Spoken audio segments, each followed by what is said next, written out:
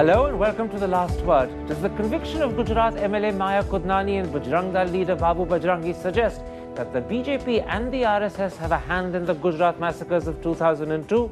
And in contrast to the Gujarat cases, why are the 1984 Sikh cases taking so long? Those are the twin issues tonight with the chairman of the National Commission for Minorities, Wajahat Habibullah.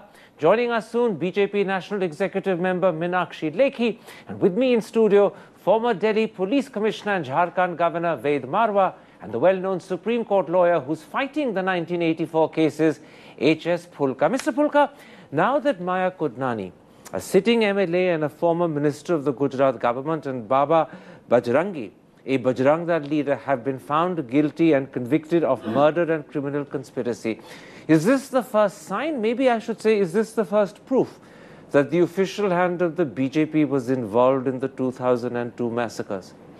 You see, this much large scale of violence cannot take place without the complicity of the government. That is very, very clear. Wherever it has taken place in the large scale, it has to be with the complicity of the people in the power. So that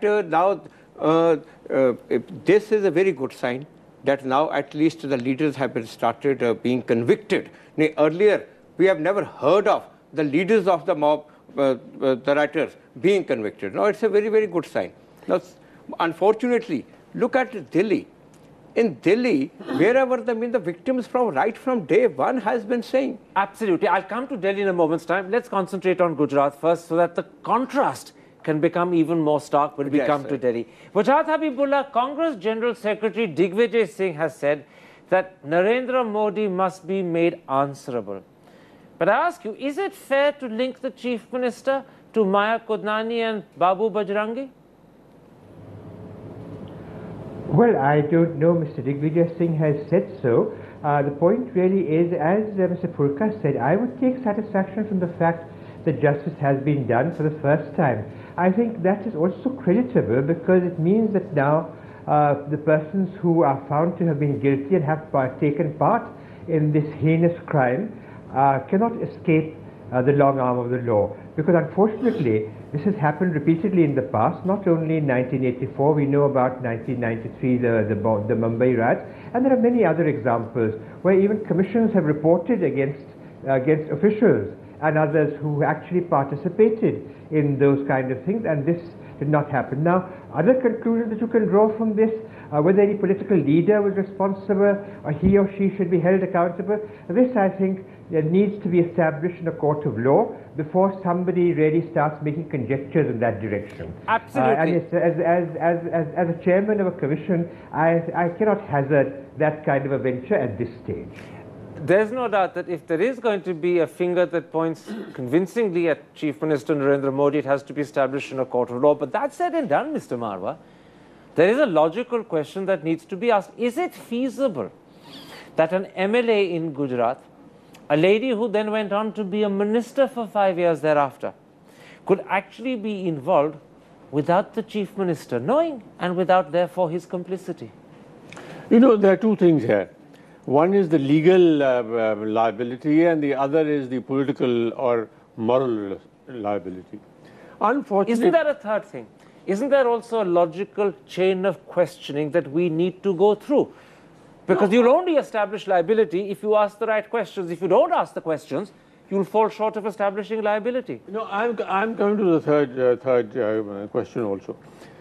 Unfortunately, the politicization of the police, and it has been going on for the last many years, has come to such an extent that police officers today and for the last few years are doing lip reading. The politician doesn't have to give instructions. They want to know what is in its politician's mind and they act accordingly. They act of omission when the police doesn't act. According to the law, this is also an offense. Can I stop you there? What you're suggesting, if I interpret it correctly, is that even if the chain of questioning leads all the way to the top, it's hard to establish conclusive proof because the politician concerned, particularly if he's at the top, may not have had said anything. People have read his mind for him. In other words, it's a bit like Henry II and the Archbishop of Canterbury, who will rid me of this pestilential priest. Yeah, you know, a person with my background can't put my finger on that particular thing. But as I said, when there is such large-scale omission of police action which should have been taken. And they took action in some places they didn't act that firmly. I think that needs to be taken cognizance of. Meenakshi Lekhi is with us. Now, Meenakshi Lekhi, let me put you the critical question that I began this show with, and I put it at that point to Mr. Phoolka. Now that Maya Kodnani, a sitting MLA and a former minister in the Gujarat government, and Babu Bajrangi, a Bajrang Dal leader, have been convicted of murder and conspiracy, does this not suggest fairly conclusively that the official hand of the BJP was involved in the 2002 massacre? On the contrary, it suggests that the government acted impartially, without fear and without favor. Hang on a second, it was the SIT that did it, not the government. No, I'm sorry. The investigation was done by the local police and SIT was only supervising. It was only the SIT that actually brought her into the charge sheets. Her name was mentioned in the original FIRs, but it was left out of the case to begin with. The SIT in 2007 brought it in. No, on the contrary.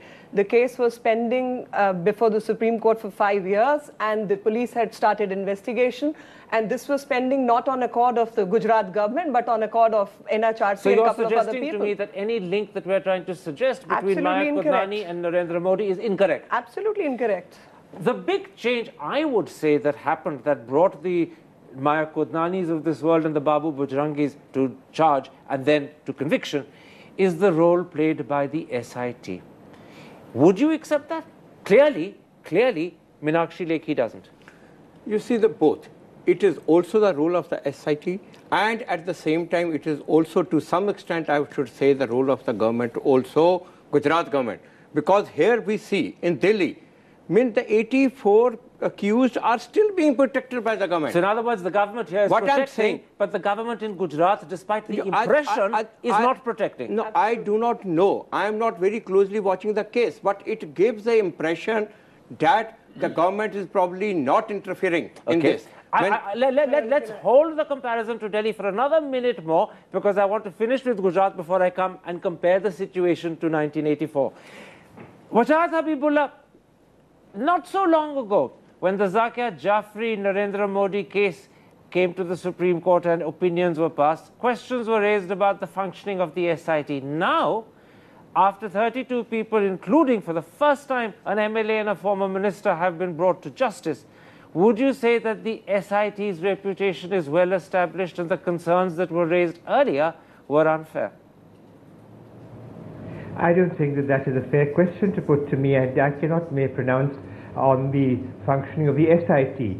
Yes, the fact is that some matters came up regarding the displacement of certain people from Ahmedabad, Muslim population, and a case was brought before the Commission also, which of course we could not take cognizance of because the matter is now before a magistrate and before the Nanavati Commission. So those cases were referred to them. But there is a viable and a living judicial entity which is looking into these cases, and I think, as I said earlier, it is a matter of satisfaction that they are able to come to a conclusion whereby they have been able to deliver justice in this very important case. Let me put it like this, and then I will switch to Delhi and 1984.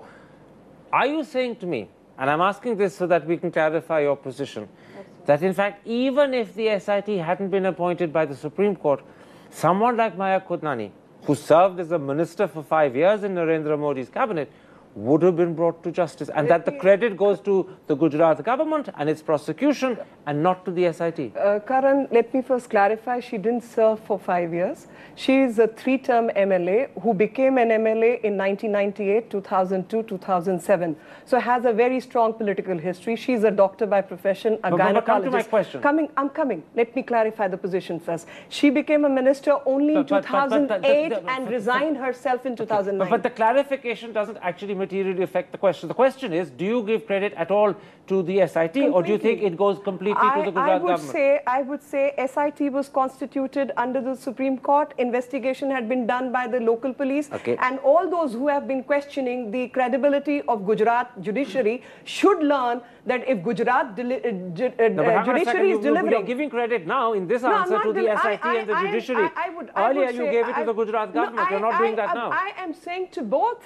Both have been working without favor and without fear. Both being who? Both being the local investigative team as well as the SIT. All right. And SIT, you handle SIT, you want to credit SIT with this, but you discredit SIT when it gives a clean chit to Modi. I mean, I think duplicity is more at large in let's those now questions. bring in what happened in 1984, and let's make that comparison that is also part of what we intend to do between the handling of 1984 and the handling of 2002.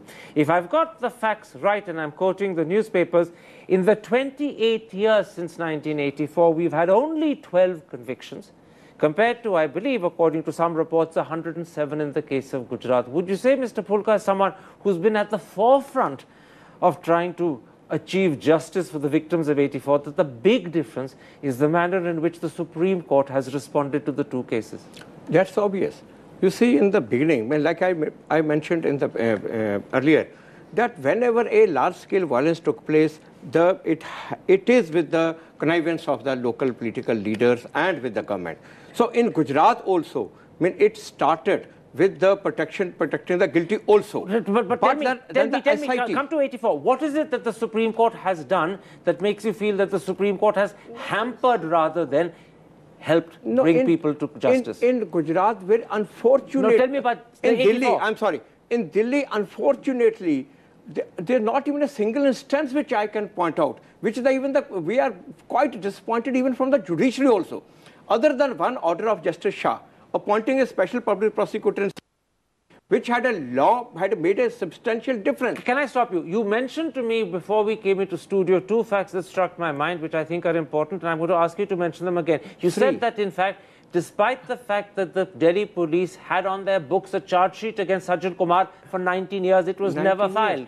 On 8th of April 1992, the Delhi police, SHO and the ACP signed the charge sheet to be filed in the court of 3 murder cases. For 19 years, this charge sheet was not filed. The second thing you said to me, that was in the Sajjan Kumar case, the Supreme Court repeatedly gave adjournments, including an anticipatory bail given after arrest. That's not by the Supreme Court.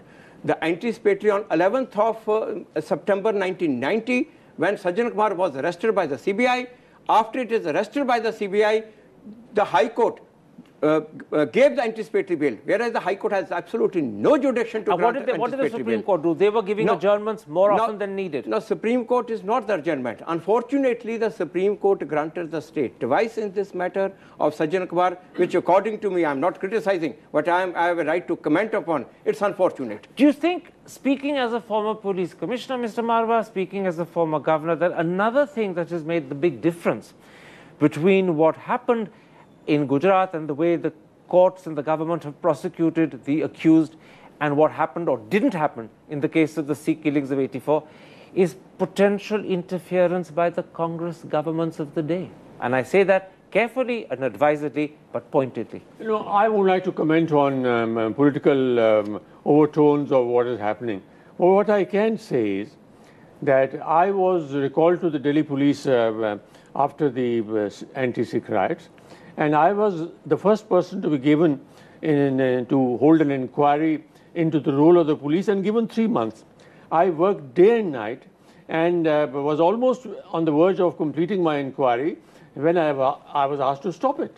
I was asked to stop it, and at that particular time, I had collected documentary records from the police stations and the control room, which pointed definitely to the fact that while the control room had received distress calls, but the police movement from the police station just didn't take place. So in other words, you had documentary proof that the police had failed to go out to help and to stop the killing. Absolutely. Absolutely. Now, why were you stopped from finishing your inquiry? I believe you were just 1 week away from finishing when you were stopped. Why were you stopped? Well, I was stopped because the Ranganath Mishra was the Supreme Court judge was asked to inquire. It was inconvenient to the government, which he is not saying. And politicians stopped him. It was inconvenient to the government of the day, so that's why they asked him to stop it. And not only stop it, Mr. Vedbharma will not say, I know it. All the material documents which he prepared was destroyed subsequently. In other words, evidence that could have brought to justice people who were guilty was destroyed. And it was done by office. It was done at the behest of the government of the day. At the behest of the government, Home Ministry.